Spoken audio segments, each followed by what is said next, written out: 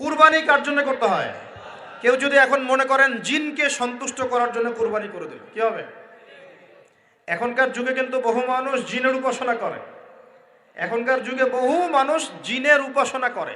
আর জিন বলে একটা জাতি আছে, আমাদের সাথে চলাফেরা করে, আমরা দেখতে পারি না। আমরা কি সব দেখতে পারি? আমরা কি সব জানি?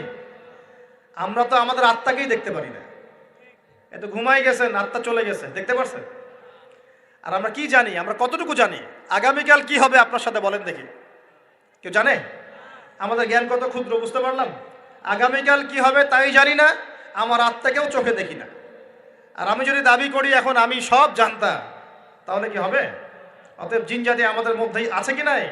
ওমা খলাকতুল জিন্না ওয়াল ইনসা ইল্লা লিয়াবুদুন, আমি জিন আর মানুষকে শুধুমাত্র আমার ইবাদত করার জন্যই সৃষ্টি করেছি। আল্লাহ পাক আমাদের সবাইকে আল্লাহ পাকের সত্য বোঝার তৌফিক দান করুন। এবার আসেন, আপনাদের পার্বত্য এলাকায় জিনের উপাসনা হয়। এখন বললেন ভাই কেমন করে জানলেন? যত তান্ত্রিক মান্ত্রিক কবিরাজ জাদুকর সব এই পাহাড়ি এলাকায় ঘুরে বেড়াচ্ছে এখন।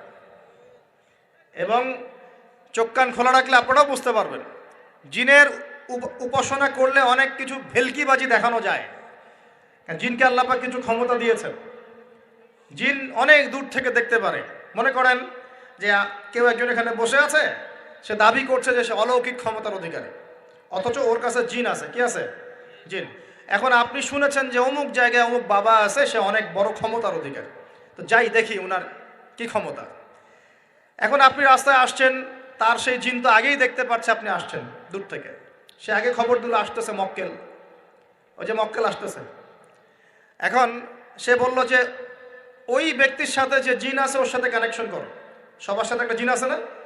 আছে কি না? একটা করে জিন শয়তান আছে না সবার সাথে? দুইজন ফেরেশতা, একজন জিন, সবার সাথেই আছে। আছে কি নাই? আপনার জিন জানে আপনার সাথে অতীতে কি হয়েছিল? জানে তো। আপনার জিন আপনার সাথে আছে না শুরু থেকে? তাহলে আপনি 1 মাস আগে কি করেছেন আপনার জিন তো জানে। ও ভবিষ্যৎ জানে না, কিন্তু অতীত তো জানে। ও তো ভবিষ্যৎ জানে না, কিন্তু অতীতে আপনি কি করেছেন ও তো জানে না? এখন ওর সাথে এই কারিনের সাথে যোগাযোগ করছে। ওকে বলছে এই তো 1 মাস আগে অমুক মেয়ের পিছনে দৌড়াইছিল, 1 মাস আগে অমুক একটা মেয়ের পিছনে দৌড়াইছে, ওই মেয়েকে পাওয়ার খুব চেষ্টা করছে। তো 1 মাস আগে ব্যবসায়ী কাজ করছে, তো 1 মাস আগে ওই কাজ করছে। এখন আপনি হেডে হেডে আসলেন, এদিকে খবর পাস করা শেষ, এসে বললেন বাবা